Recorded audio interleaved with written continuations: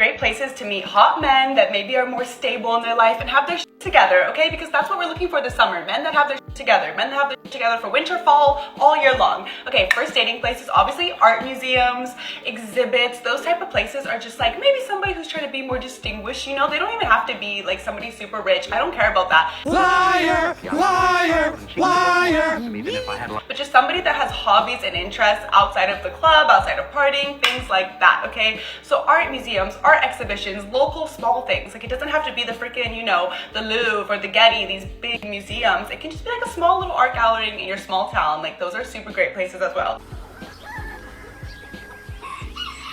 Are you sure?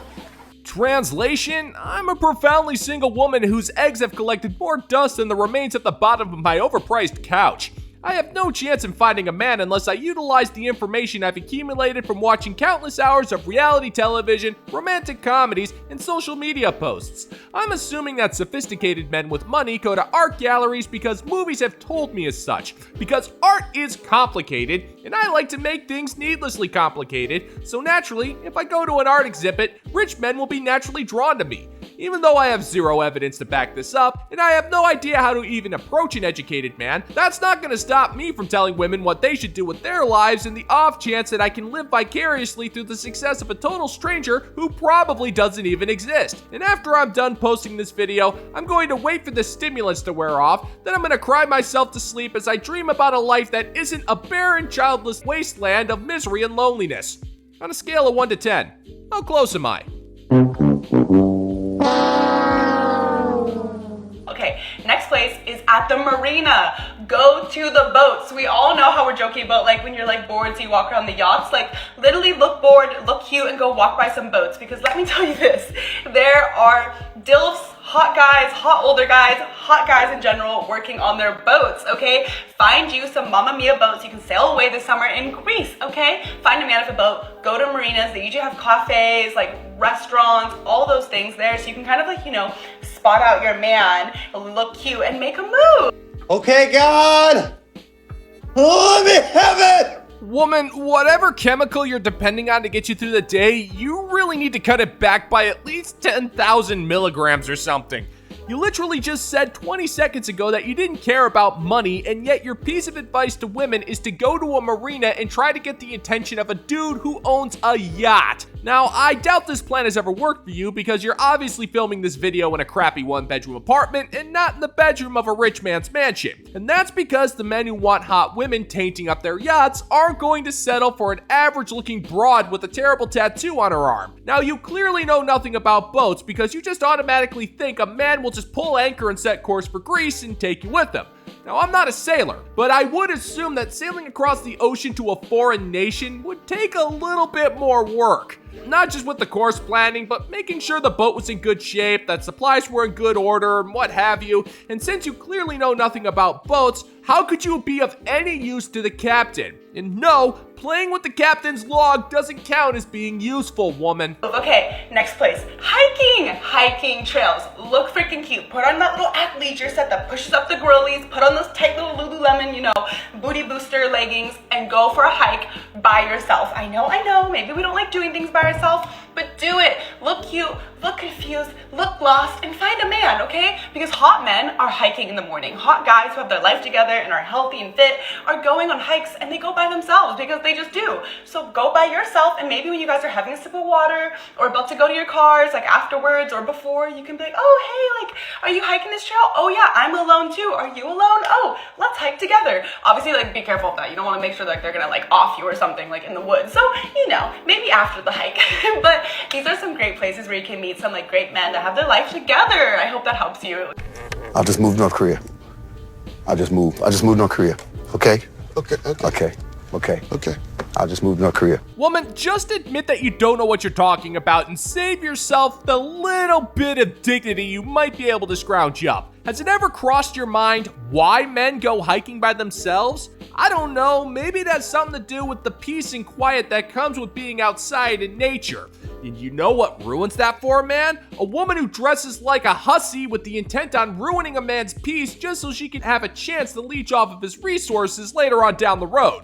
Now I get it. The look of desperation in your eyes and the high-pitched voice screams volumes. It's not that what you're saying is true. It's that you're hoping and praying that this last-ditch Hail Mary will work and that somehow you'll have a chance in finding a man. But sister, I gotta tell you, it's not gonna work out for you. You're too old, annoying, and you can't shut up for more than 2 seconds before your head explodes. Every single thing that you mentioned involves invading a man's space and disturbing his peace for your own selfish gains. And that's why your plan will never work out. Well, that and, well, look at you. If a man's going to have his peace disturbed, he deserves to have it disturbed by someone who's way better looking and far less annoying. You know that. Of course I do, sir. Everybody knows that. Of course we do, sir! If you want to take your power back from the people that have hurt you, this is the only thing that you have to do, so listen up. Stop caring so much. Send it, throw it all to the wind. Every little thing that you're overthinking right now, it does not matter. Every little thought that you've had, why are they doing this? Why is this doing this? Why are they blah, blah, blah? It doesn't matter. It actually does not matter. The less that you care, the more control that you have. Sometimes we tend to overthink and we're like, okay, well, the more that I will think about it, the more in control I feel like I'll have. But really, less that you care, the more control you have. Emotional, damn it! Hey lady, the fact that you feel like you need to toss a gigantic word salad just proves that whatever Chad did to you, you are not cool with it and you never will be. Now I get what you're trying to say. You're saying that whoever wronged you, get over it and move on with your life, and that is solid advice, but you converted this one sentence statement into a literal paragraph of gibberish about power dynamics and control. There's no need for any of that. Hell, there isn't even a need to post a video about it. Just put down the phone and move on with your life. It really is that simple, but you need to complicate things by refusing to let anything go. And it almost seems like you're saying this in hopes that this guy will see the video and feel burned by your gibberish. But all you're really doing is reminding this dude that he dodged a bullet by dumping you after successfully accomplishing his mission known as Operation Pump, which just goes to show that you're incapable of letting anything go, thus making your advice completely worthless. You're cool, calm, and collected. You're not reactive. The person that cares the least has the most control. Because you start to become at peace with yourself. Whatever is happening on the outside of you actually does not matter. Take a step back. Stop giving a about the little things. Stop giving a about what that person's doing and how they're acting. Because listen, you have no control over how they're gonna act. So allow them to show you exactly who they are and you move accordingly based on your findings. So if you want to be the more powerful one in this situation, stop giving a fuck. Sweet. You couldn't ignore me if you tried. You know what? I got nothing. I have absolutely no idea what this broad is even talking about. What power? I mean, what control? If we're talking about a situationship, then you have neither because that guy is never going to make the two of you official.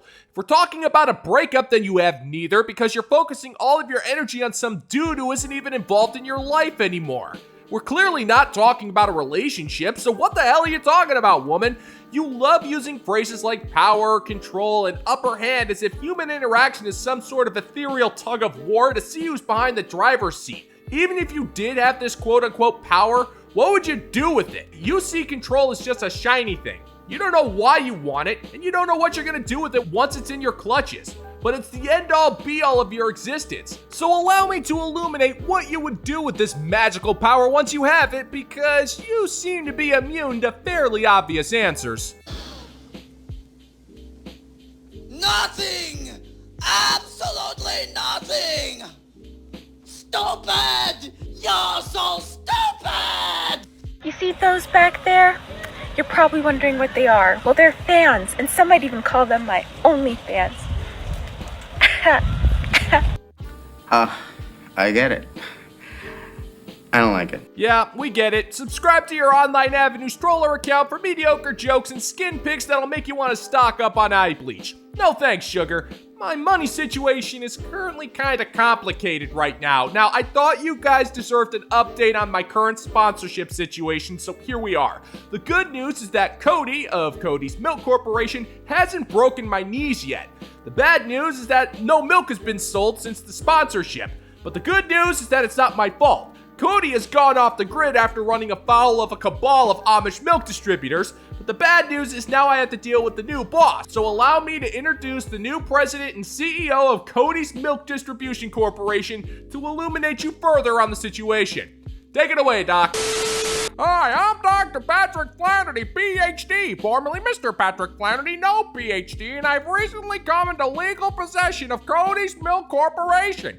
And as Cody prepares his body and mind for an all-out war against the Amish, I plan on taking this corporation to new heights. Now, it's been brought to my attention that Cody has threatened to break both of Locke's knees if he didn't sell any milk, and I find that to be morally reprehensible. Mark my words, Locke's knees shall remain intact. However, as this is a corporation and corporations need profits, for every unit of milk that remains unsold under my tenure will be forcibly deducted from Locke's retirement accounts.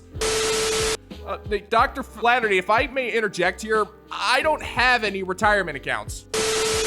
Yes, this has been brought to my attention, so I've entered into a tentative partnership with Floyd McNanner's retirement brokers to open up a retirement account in your name, Locke, and thanks to a series of obscure loopholes that shall remain nameless, money will be taken from the account in perpetuity for every unit of milk that you do not successfully sell. So according to my records, your retirement account currently stands at negative 6,257 intergalactic space bucks, and that is before processing and late fees.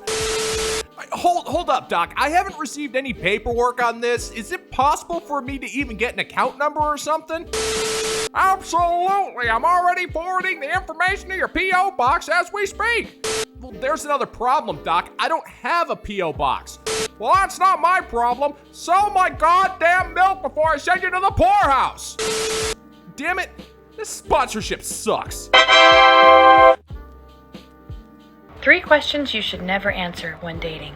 For my ladies that still are actively dating, there are 3 questions that men will use to probe you in the chatting phase before meeting for a date. Your answers to these questions can leave you open to manipulation by the wrong type of men.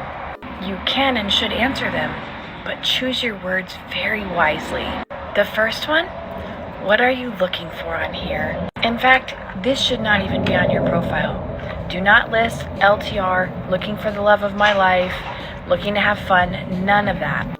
Now, for those ladies that have done a lot of online dating, look at how the men frame this response, usually on their profile. They say, open to a relationship with the right person. Feel free to throw those words directly back at them, but maybe say it a little bit nicer. I'm looking to connect with quality, like-minded people. Period. Great plan. Thank you. He likes your plan, Chief.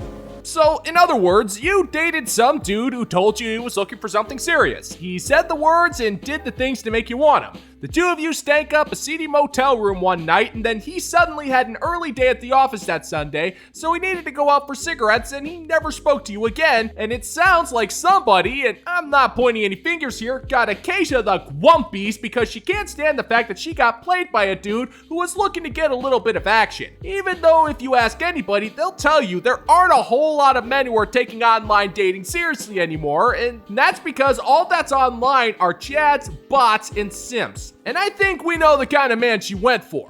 Which just goes to show that when you play the stupid game known as online dating, you win the stupid prize of the old smash and dash, and if I'm being perfectly honest, sister, you're lucky to be winning that much. Number 2, what do you look for in a man? Ladies, don't ever, ever, ever give a man a play-by-play on how you want to be treated. My therapist once told me, and I'll never forget it, a psychopath can hide who they are for up to 2 years. How I normally answer this question is authenticity. Be yourself, and let's see if we like each other. What? Oh, okay, interesting. Do you know who else holds their intentions for 2 years? Single women who want a man. We've heard countless stories about how women make men fall in love with them only to turn around and go full-on psycho banshee the second they get married or become exclusive, whichever one comes first. And that is a two-way street, sister, and we don't need psychopath statistics to back that up. And you know what's a massive red flag for these broads? Women who use terms like authenticity. What better way to hide your intentions than with a word that is so meaningless that you can't even provide a vague definition? Sounds to me like that's one hell of a way to try to confuse someone, woman. Number 3, anything having to do with sex or your body.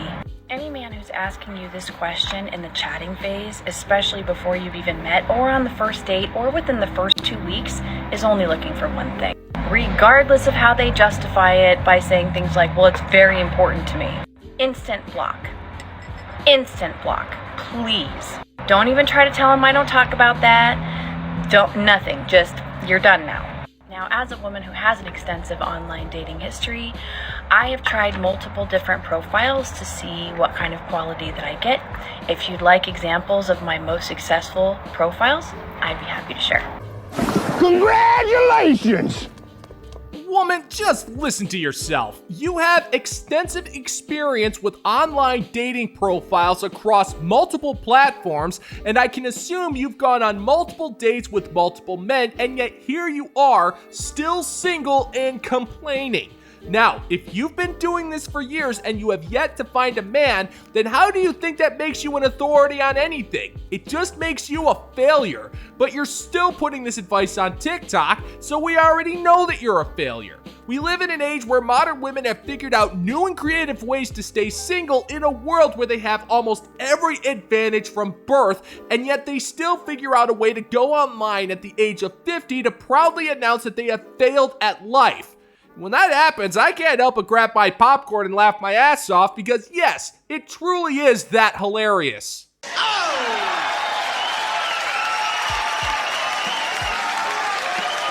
And that's gonna do it for today's video, gentlemen and gents. And as always, if you find that my particular brand of comedy is bringing you to the brink of laughter, then why don't you scroll on down and click that like and subscribe button. Ring the notification bell, and leave a couple of comments. Be sure to share this video so we can give the good old-fashioned middle finger to the YouTube algorithm. Thank you so much for checking out the new video, and until next time, peace out, homies.